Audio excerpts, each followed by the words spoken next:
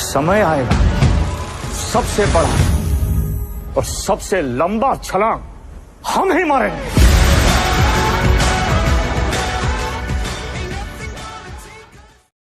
Once again, welcome to my YouTube channel. I am Ganesh Patel from Patel Institute. In this video, I want to give you information about modal verb should have had. दोस्तों, इसके पहले वाले video में हमने information ली थी should have been के बारे में। should have been के दो यूजेस देखे थे। सबसे पहले हमने should एक मॉडल वर्ब का यूज देखा जिसका मीनिंग होता है चाहिए। उसके बाद हमने देखा कि should be मतलब होना चाहिए, should have मतलब पास होना चाहिए। उसके बाद देखा कि should been मतलब जाना चाहिए या चाहिए था। ठीक है, आज का जो वीडियो है वो बेस्ड है शुड हैव, जिसका मीनिंग होता है पास होना चाहिए। इसका पास्ट फॉर्म होता है शुड हैव हैड, मतलब पास होना चाहिए था। तो दोस्तों, इसके पहले मैंने वीडियो में आपको इन्फॉर्मेशन दी थी कि शुड हैव, जिसका मीनिंग होता है पास होना चाहिए। Subject plus should have plus object, जिसका मीनिंग होता है पास होना चाहिए। अगर हम इसका पास्ट फॉर्म बनाते हैं तो वो हो जाता है शुड हैव हैड, पास होना चाहिए था। डिफरेंस इतना है कि हम शुड के साथ हैव को पुटअप कर रहे हैं। ठीक है, यहाँ भी हमने शुड के साथ हैव को पुटअप करा, उसके बाद हमने ऑब्जेक्ट का यूज करा और हमने हैड का यूज करा। हैव एक V1 फॉर्म होता है, इसका सेकेंड फॉर्म होता है हैड, जो कि सेकेंड फॉर्म होता है। तो दोस्तों, आप सोच रहे होंगे कि हम शुड के बाद में हैव प्लस हैड क्यों कर रहे हैं। हम शुड हैड का भी यूज कर सकते हैं, शुड हैज का भी यूज कर सकते हैं, लेकिन मैं आपको इन्फॉर्मेशन दे दूं कि जब कभी भी आप मॉडल वर्ब या ऑक्सिलरी वर्ब को किसी सेंटेंस में शुड का यूज कर रहे हो, उस सेंटेंस में अगर आपको शुड के बाद में अगर हैव आता है तो सेंटेंस करेक्ट माना जाता है, और अगर शुड के बाद में हैड आ जाए या सीधा हैज आ जाए तो सेंटेंस रॉन्ग माना जाएगा। मतलब ग्रामर के हिसाब से देखा जाए तो शुड के बाद आप हैव का यूज कर सकते हो। ठीक है, अगर आपको उसको चेंज करना है, अगर पास्ट फॉर्म बनाना है तो आप हैव का यूज कर सकते हो। अगर आपको शुड को पास्ट फॉर्म बनाना है तो शुड के बाद हैड का यूज नहीं होगा, शुड के बाद यूज होगा हैव प्लस हैड। तो उसी पे बेस्ड है आज का हमारा वीडियो। तो देखिए दोस्तों, शुड हैव हैड इसका मीनिंग होता है पास होना चाहिए था। ठीक है, तो whatever you had, so you have to make sentence in the should have had to. ठीक है दोस्तों, जो कुछ भी आपके पास चाहे वो कोई सी भी थिंग थी, उसको अगर आप बता रहे हो कि मेरे पास ये चीज होना चाहिए थी, समझ में आया दोस्तों। मतलब वो चीज या वस्तु आपके पास नहीं है, आप सिर्फ क्या कर रहे हो कि ये सब मेरे पास होना चाहिए था, ये कंप्यूटर मेरे पास होना चाहिए था। ठीक है, मोबाइल मेरे पास 5th क्लास में होना चाहिए था। तो इस प्रकार से हम सेंटेंसेस बनाते हैं जिसमें हम पास्ट की बात करते हैं। अगर प्रेजेंट की बात करना है तो should plus have plus object. Computer मेरे पास होना चाहिए, I should have computer, computer मेरे पास होना चाहिए था, I should have had computer. तो दोस्तों, आप एग्जाम्पल की सहायता से समझ गए हो कि प्रेजेंट को बताने के लिए शुड हैव प्लस ऑब्जेक्ट करना रहता है, और अगर पास्ट को बताना है या एक्सप्लेन करना है तो शुड हैव हैड का यूज करना होता है। तो आइए इसको एग्जाम्पल के थ्रू समझते हैं कि इसका अफर्मेटिव स्ट्रक्चर क्या होता है, नेगेटिव स्ट्रक्चर क्या होता है, इंटरोगेटिव स्ट्रक्चर क्या होता है, WH वर्ड या WH स्ट्रक्चर क्या होता है, वो पैटर्न क्या होता है। तो दोस्तों, इस वीडियो में मैं आपको इन्फॉर्मेशन दूंगा कि जब कभी भी आपको शुड हैव हैड का यूज करना है सेंटेंस में, और आप उसका अफर्मेटिव सेंटेंस बना रहे हो, तो सबसे पहले आपको स्ट्रक्चर आना चाहिए। तो दोस्तों, इन जो भी मैंने वीडियो बेस्ड है शुड पर, शुड तो आपको सभी को राइट डाउन करना है। अगर आप शुड के हर एक वीडियो जो भी मैंने आपको दिए है इस वीडियो, ठीक है, YouTube की सहायता से उन वीडियो को अगर आप राइट डाउन आपके बुक में करते हो और स्ट्रक्चर को अच्छे से रीड करते हो तो शुड मॉडल वर्ब के हर एक यूज को जान पाएंगे। साथ ही साथ आप इसको ग्रामर में यूज कर सकते हो और आप स्पीकिंग में भी यूज कर सकते हैं। तो दोस्तों, जानते हैं कि इसका अफर्मेटिव स्ट्रक्चर क्या होता है। तो देखिए, सबसे पहले आपको यूज करना होता है सब्जेक्ट का, उसके बाद प्लस करके आपको यूज करना होता है शुड का, उसके बाद यूज करना होता है हैव का, उसके बाद यूज करना होता है हेड का, उसके बाद यूज करना होता है ऑब्जेक्ट का। ये हमारा अफर्मेटिव स्ट्रक्चर होता है। शुड हैव हैड मतलब पास होना चाहिए का, पास होना चाहिए था का। तो दोस्तों, हम इसके एग्जांपल देखते हैं। You should have had knowledge, आपके पास नॉलेज होना चाहिए था, आपके पास कार होनी चाहिए थी। You should have had car. ठीक है, उन्हीं के पास एक्सपीरियंस होना चाहिए था। They should have had experience, ठीक है, मेरे पास अच्छा मोबाइल होना चाहिए था, I should have had good mobile. तो दोस्तों इन एग्जाम्पल की सहायता से या स्ट्रक्चर की सहायता से अब जितने चाहे उतने एग्जाम्पल्स क्रिएट कर सकते हैं, लेकिन आपको स्ट्रक्चर में सही तरीके से पुटअप करना रहेगा, सब्जेक्ट को सही यूज करना पड़ेगा, हेल्पिंग वर्ब को सही यूज करना पड़ेगा। शुड के साथ अगर आप हैव का यूज करेंगे सीधा ऑब्जेक्ट कर देंगे तो वो प्रेजेंट को शो करेगा, उसी के साथ अगर आप हैड का यूज कर देंगे तो वो पास्ट को शो कर देगा। तो इन स्ट्रक्चर की सहायता से आपने जाना कि शुड हैव हैड का अफर्मेटिव सेंटेंस क्या होता है। अब दोस्तों हम जानने जा रहे हैं कि शुड हैव हैड का नेगेटिव स्ट्रक्चर क्या होता है। तो देखिए सबसे पहले आपको यूज करना होता है सब्जेक्ट का, उसके बाद यूज करना है मॉडल वर्ब शुड का, उसके बाद आपको पुटअप करना होता है नोट, उसके बाद पुटअप करना होता है वो हैड और ऑब्जेक्ट, उसके बाद आपको लगाना है फुल स्टॉप। दोस्तों इसके एग्जांपल देखते हैं।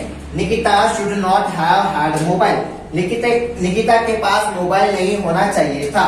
You should not have had ice cream, आपके पास आइसक्रीम नहीं होनी चाहिए थी, ठीक है। They should not have had experience, उन्हीं के पास एक्सपीरियंस नहीं होना चाहिए था, ठीक है।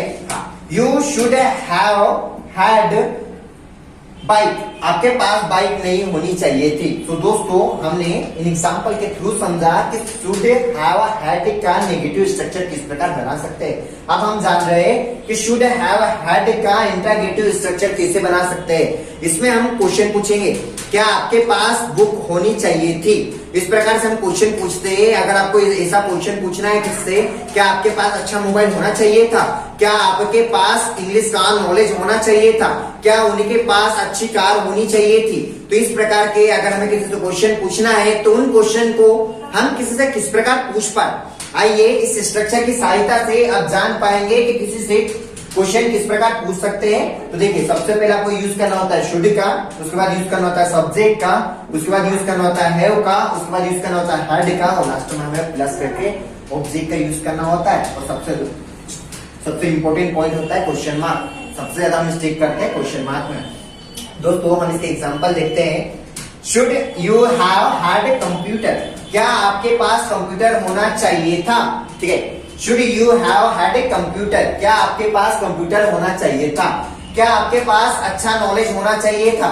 Should you have had good knowledge, क्या आपके पास अच्छी बुक होनी चाहिए थी। Should you have had good book, क्या उनके पास कार होनी चाहिए थी। Should they have had car. तो दोस्तों इन सेंटेंसेस की सहायता से और स्ट्रक्चर की सहायता से हमने जाना कि किसी से क्वेश्चन पूछना है तो किस प्रकार पूछ सकते हैं। साथ ही साथ अब हम इसकी सहायता से एक WH स्ट्रक्चर क्रिएट कर सकते हैं या बना सकते हैं। तो देखिए WH word plus root plus subject plus have had plus object. आप जानते हो जैसे कि वेन एक हमारा WH फैमिली या WH वर्ड कहलाता है।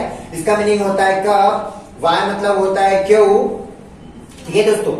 ऐसे ही हमारा होता है वेयर, वेयर मतलब होता है कहाँ, ठीक है। ऐसे ही हमारा होता है हाउ, हाउ मतलब होता है कैसे, ठीक है। इसी के साथ हम बोलते हैं हुज मतलब किसका, किसकी, किसके।